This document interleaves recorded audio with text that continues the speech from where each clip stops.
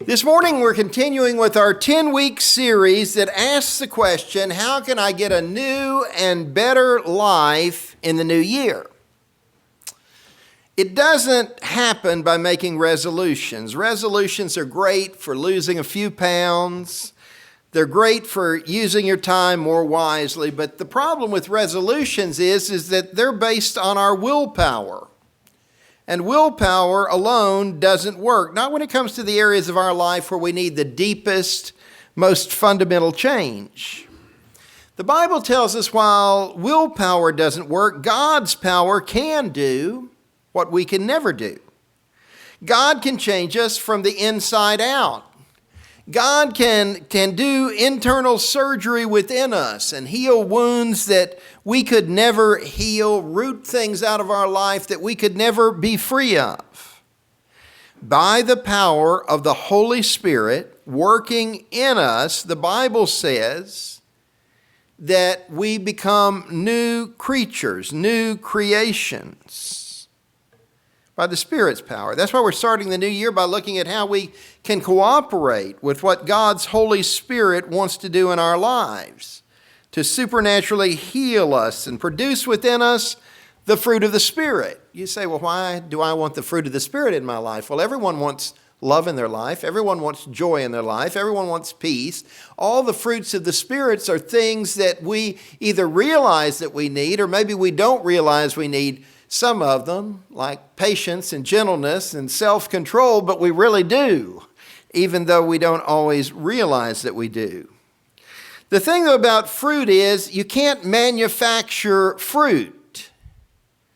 The world manufactures facsimiles of love, but only the agape love of God, the unselfish love of God, is really the deepest kind of love.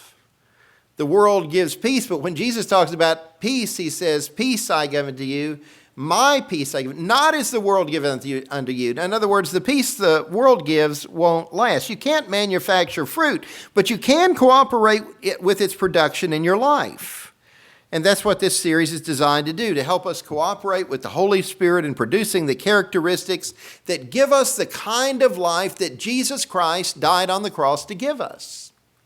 I've said it before and I'll emphasize it again because it never seems to get through to us. Salvation is not just about after you die. The uncountable trillions and trillions of years of eternity, that's the big part. But we can't really appreciate that. We can't wrap our heads around trillions and uncounted trillions of years of eternity, but we can know, what it's like to live the 70, 80, 90, 100 years that most of us will live on this planet. So Jesus says, the salvation I give you is not just for someday. He said, I came that you might have life, because we talked about that before. Outside of Jesus Christ, we don't really have life, and that you might have it more abundantly, that you might have it to the full. How do I have a life that's full, that's meaningful, that's abundant? How do I make a life and not just a living? Well, the first week we talked about you have to choose to live a life of love. You have to choose to practice the actions and attitudes that make deep, meaningful relationships possible. The foundation for a great life, for an abundant life, for the life Jesus died to give us, is having a great relationship with God and a great relationship with other people. And the foundation for that is to be able to love unselfishly and completely. And we talked about that in the first week. Then the second week, we talked about adopting an attitude of joy. I can't choose or control everything that happens to me in life, but I can choose my attitude, my perspective. And if I want to have a new and better life, the Bible says I need to consciously choose to approach life with the attitude or the perspective of joy. And we talked about how to do that in the second week. This week, the third step, if I'm going to cooperate with God's change process, is the Bible says I have to learn how to find peace.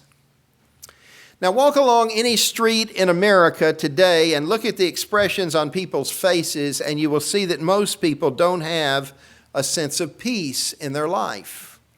Our mental institutions are exploding with people longing for peace. According to a poll done by USA Today, peace of mind is what most people are looking for in religion. 56% of the respondents said they attend religious services at least occasionally in a search for peace. How do you have peace in the midst of all the very real difficulties and problems that we face in life? Is peace guaranteed by attending religious services or going through religious rituals? Well, not according to the Bible. The Bible tells us that true peace is only found by building a relationship with God, not just by practicing religious rituals or going to religious services. 2 Peter 1:2 asks, do you want more and more of God's kindness and peace? Then learn to know Him better and better. Peace is a product of knowing that I'm not facing life alone. Peace is the result of knowing that I'm under the care of a powerful and loving Heavenly Father. Probably one of the most comforting passages of Scripture in all of the Bible to many people is the 23rd Psalm. I think I've told you before, when I worked as a chaplain at Baylor Hospital in Dallas, every year the whole Bible, the pulpit Bible that's set in the chapel that was in the front, had to be replaced because every morning it was set to a different passage of Scripture. And almost every evening when you came back, it was at the 23rd Psalm. And people would come in there and they would pray and they would put their hands on that page and they would cry on that page and they would be turning the Bible back. And that page was completely tattered, completely worn out, so that the Bible had to be replaced every year. Why is it that that's so comforting, that the Lord is my shepherd, I shall not want? He makes me to lie down in green pastures. He leads me beside. Why is that comforting? Well, it's only comforting if I really believe the same God who was taking care of David, who was shepherding his life, is taking care of my life too. My level of inner peace then is determined by my beliefs. Not just any beliefs I intellectually or abstractly hold. I often tell you I believe in Einstein's theory of relativity. But if it has any practical impact on my life, I don't know what it is. Just holding beliefs abstractly, or intellectually, doesn't really affect your life. My level of inner peace and your level of inner peace is determined by the beliefs I actually live by. The Bible's filled with examples of people's lives that illustrate this principle. In the New Testament, we find the story of the Apostle Paul. He's in a riot in the city of Ephesus. That riot was sparked by the two greatest motivating factors in people's lives: economic interest, money, and their religious beliefs. The riot began when Demetrius, a silversmith, addressed a meeting of the trade guild that he belonged to, the one that made one of the most important economic products in the city of Ephesus, silver statues of the goddess Diana. Ephesus was the destination for many religious pilgrims because Ephesus was the world headquarters for the worship of the goddess Artemis. That was the Greek god. The Romans many times called it the goddess Diana. One of the seven wonders of the ancient world was the Temple of Diana in Ephesus. So there were many religious pilgrims that came to that temple. Demetrius pointed out to the trade guild that the silver statues of the goddess Diana, the sale of those had fallen off since the Apostle Paul had been converting hundreds of people to Christianity in and around Ephesus.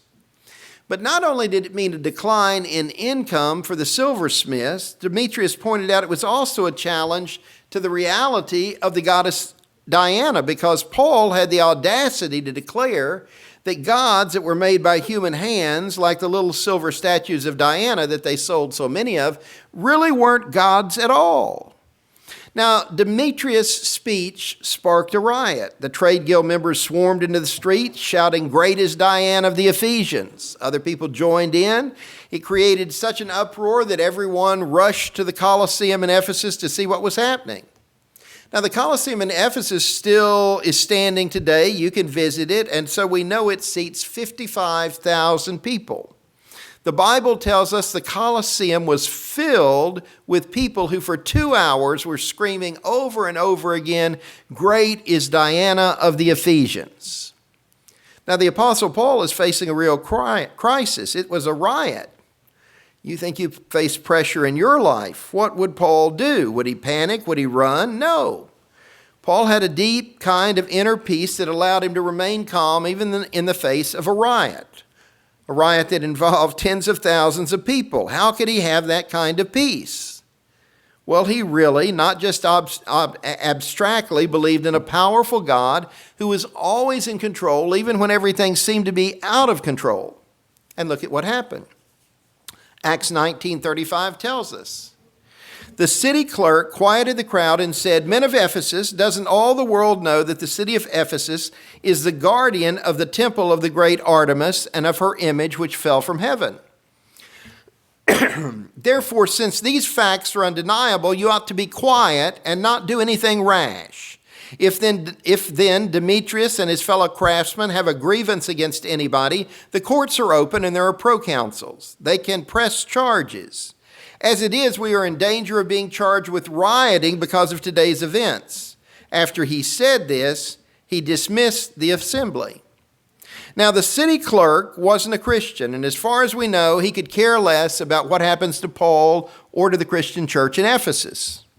But he does want to get his paycheck from Rome, and he knows Rome hates riots. He also knows if Ephesus is going to continue to enjoy relative freedom to administer its own affairs, they can't have rampant rioting. So he calms them down, and then he sends them all home. Now, what's the point for us? Well, God used a pagan clerk to accomplish his will and end the riot that could have destroyed the Apostle Paul and the young Christian church in Ephesus. The point is, God never runs out of clerks. The Apostle Paul could have peace in the midst of a riot because he really believed God was in control. Our real beliefs determine our level of peace. So let me give you first 4 mistaken beliefs that can steal your peace. First is the belief that outside circumstances and other people control my inner peace. No outside influence can control or steal your inner peace unless you allow it to. As long as I believe that God is ultimately in control, other people and outside influences can dramatically affect the immediate circumstances of my life, but they can't take away a deep sense of inner peace.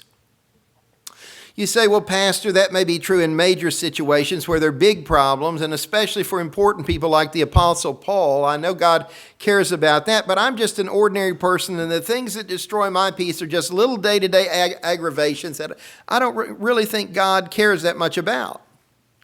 Well, if you feel that way, I point you to Luke, the 10th chapter. This chapter reminds us God is concerned about the little things that destroy our peace as well as the larger things. In Luke 10, Jesus and his disciples drop in for an unexpected visit with Mary and Martha and Lazarus. Now, Mary realizes this is a rare privilege, and she sits down to make the most of the time with Jesus. But Martha looks at the whole situation, and she takes the focus off the most important thing, which is why we usually lose our peace, because we're focusing on the wrong things. We lose our perspective. And she sees all of these people have to be fed. This is a dinner party that has to happen that I didn't expect. And so she says to Jesus, "Lord, Lord, don't you care that my sister has left me to do the work by myself? Tell her to help me." Now, Martha blames the circumstances and her sister for her lack of peace. What's wrong with that?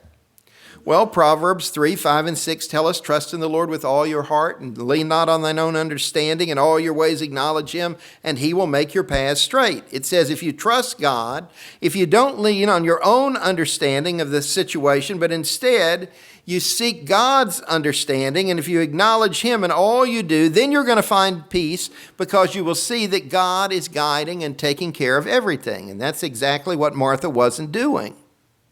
Jesus fed 5,000 people with just a couple of fish and 5 small loaves of bread. If the point of the visit was for everyone to have a free dinner, he didn't need Martha's help. And Martha could have sent a servant out to the street vendor, and as I've told you before, just said, get some of those pita pocket sandwiches they sell in the market. But her pride wouldn't let her do that. She wasn't relying on God's understanding of the situation. She was relying on her own understanding of the situation, and she then came up with her own solution. Jesus, you tell her to help me. And Jesus refuses to destroy Mary's peace just because Martha has no peace. Jesus says to Martha, Martha, Martha, you are worried and bothered about so many things, but only a few things are necessary, really only one. And what was the one thing that was necessary? Well, for Martha to trust Jesus with the situation, for Martha to sit down and at Jesus' feet and learn. Other people and circumstances can't steal your peace unless you allow it.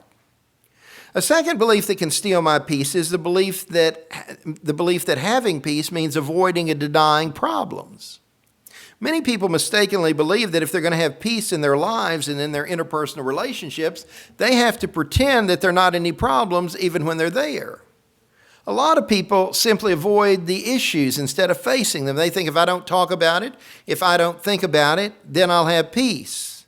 But just the opposite's true. Problems usually don't just go away. Running from a problem, sticking your head in the sand, refusing to discuss an issue leaves an undercurrent of tension that makes deep peace impossible.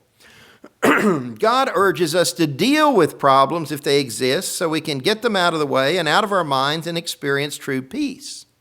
For example, Matthew 5:24 tells us, if you remember that your brother has something against you, and of course this is talking about you've come to the temple to worship.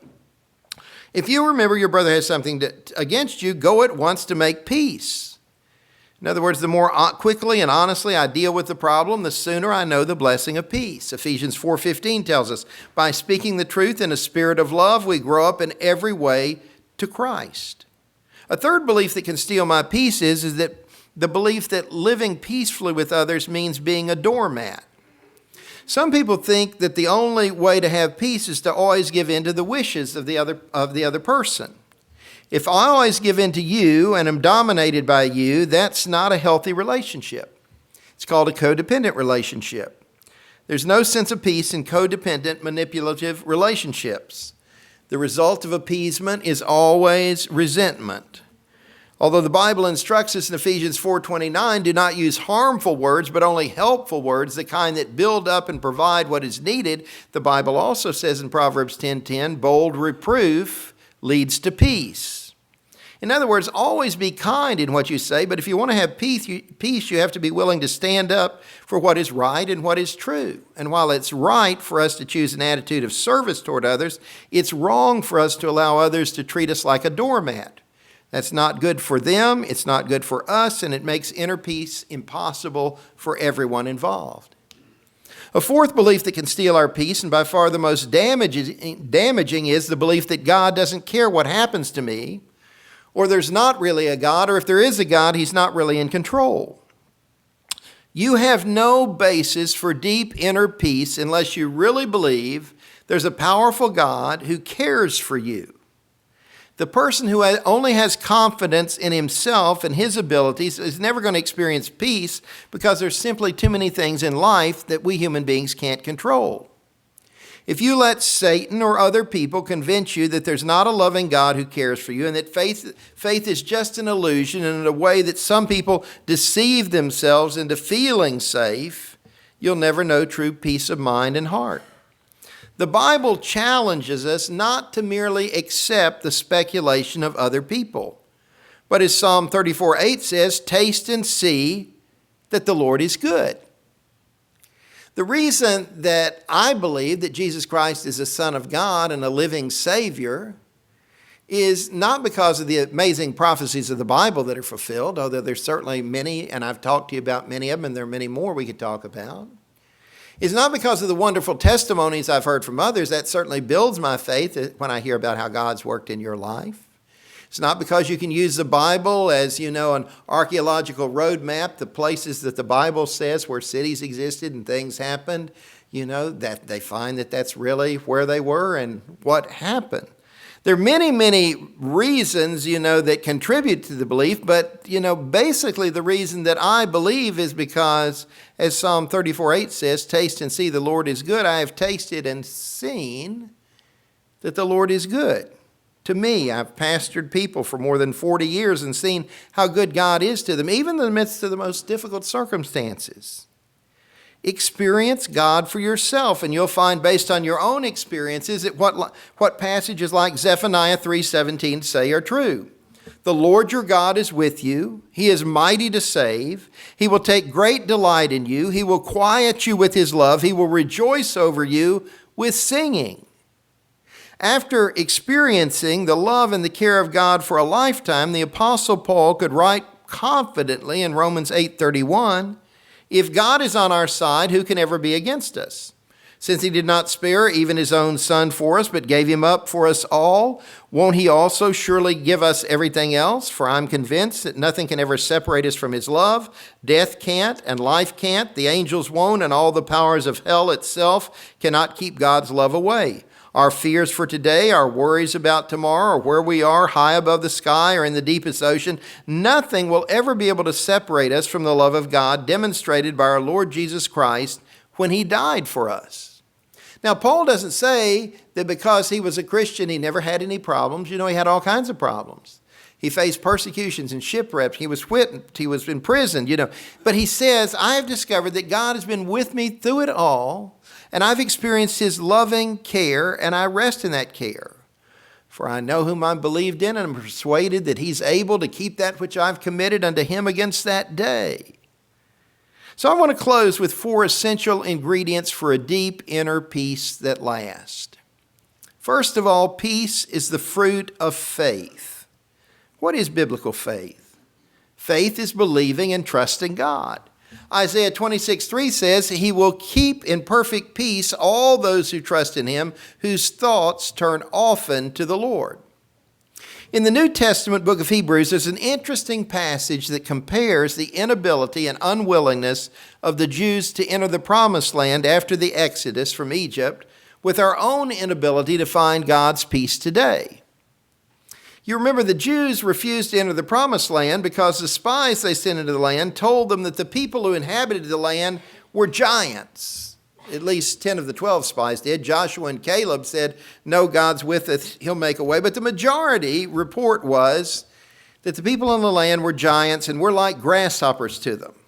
Now that generation chose to walk by sight, by their own perception of what reality was, which really wasn't true. The people in the land weren't all giants, and they didn't see them as grasshoppers, as would be proven when they conquered the land a generation later.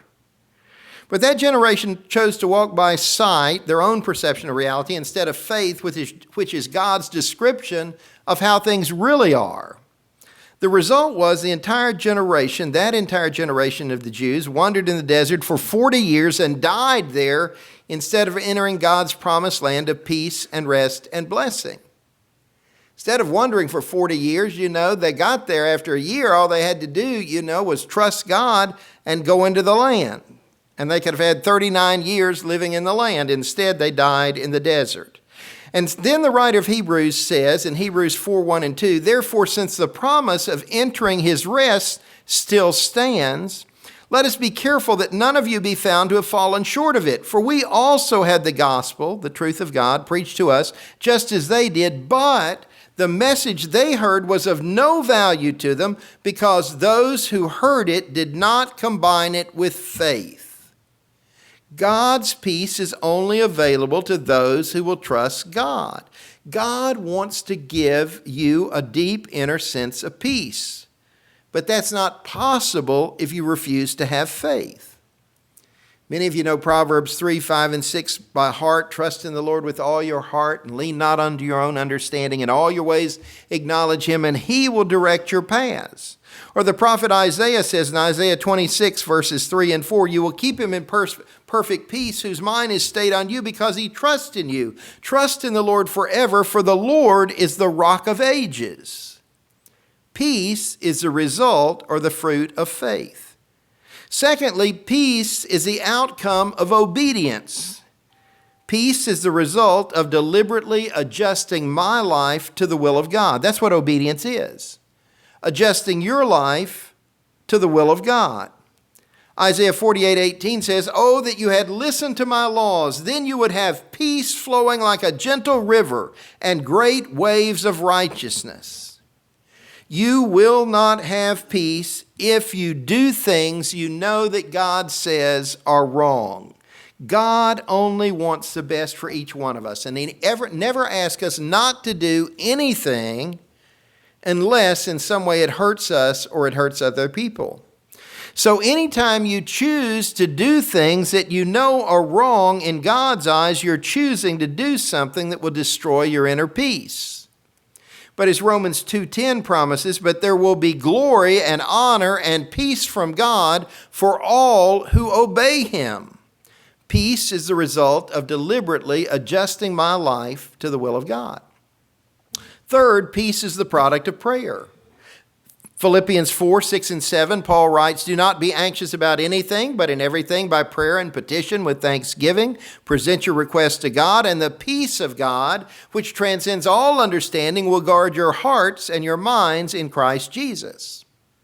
A lack of peace, anxiety, the feeling of being pulled apart in life is a result of the futile, frustrating, debilitating attempt to bear all the burdens of life alone. You don't have to do that. You weren't created to do that. We were never created to be able to handle life by ourselves. We were always intended that God should be our shepherd, that He should be leading and guiding and caring for us. God says, "Pray, bring all your concerns to me." The result of a life of prayer, Paul says, will be the peace of God that transcends all understanding. It will guard your hearts and your minds in Christ Jesus. Now, there's an interesting example of that principle in the Old Testament story of Daniel. Daniel's enemies had determined in one point in his life that the reason Daniel's life was so successful was because he prayed to God. Or at least that's the only thing they could find that they might be able to hold against him. And so they tricked the king into making an edict that no one was to pray to any other god except the king. Now, when Daniel hears about this decree, he goes to his room, he opens his windows, and he prays to God 3 times a day, just as he's done all of his life. Daniel 6:10 says he prayed and gave thanks before God. Now, the result of Daniel's prayers were, even though he got thrown in the lion's den for praying, he spent the night in perfect peace, while the Bible tells us the king in his palace spent the whole night pacing the floor. Peace is the product of prayer. A Gallup poll done a couple of years ago showed that 85% of all Americans say, "I believe in God," and pray, whatever their definition of God. Research, however, on that Gallup poll showed only 40% of those who said they believed in God actually did pray. And of that 40%, less than 10% set aside a daily time for prayer. There is no peace without prayer. Paul says for those who pray, the reward will be the peace of God that surpasses all understanding will keep your hearts and minds. What that means is those who choose a life of prayer are invited to enter into and share in the essential peace and tranquility of God Himself. And finally, the Bible tells us peace is the gift of God. Jesus says in John 14:27, "Peace I leave with you, my peace I give unto you. Not as the world giveth, give I unto you. Let not your heart be troubled, neither let it be afraid." You cannot manufacture deep inner peace by yourself. You can't buy it. You can't take a pill for it. You can only receive it as God's gift to you through His Son, Jesus Christ. Ephesians 2:14 says, "For Christ Himself is our way of peace." So the bottom line is our level of inner peace is based on our beliefs. Do you really believe what the Bible tells you, or don't you? Whether or not you have peace in your life depends on whether you believe that the words in the Bible are really the words and the promises of God, or just the best guesses of fallible human beings just like you and me. You say, "Well, how can I know?" Well, do what the Psalm says. There's only one way to know. Taste and see that the Lord is good. You've tried everything else to find peace in your life. Why don't you try God's way? Why don't you yield your control of your life to God? Why not put Jesus Christ in the driver's seat and start living life His way? If you really do that, you'll not be the only one that notices that you have a whole new level of peace of mind and peace of heart. Would you join me as we pray? Father, this morning many of us need to pray the prayer of Wilfred Peterson that begins, "Slow me down, Lord. Ease the pounding of my heart by quieting my mind. Give me your peace that surpasses all understanding as I trust you with my life. Give me calmness amidst the confusion of the day. Break the tension of my nerves with the soothing music of your love. Teach me the art of resting in your care by trusting in your plan. Give me the gift of your peace as I trust and obey your Son, Jesus Christ." Father, this morning I want to lift up each person who's here today, each person that'll hear this message. And I pray, Father, that you would give them your peace that passes understanding by giving them the faith to trust you with their life. Father, you don't intend for us to live our life in turmoil. Father, you have made us in such a way that we can handle tremendous amounts of work, but we can handle very little anxiety, very little fear, Father. We just can't handle, Father, all the pressures of life by ourselves without caving in.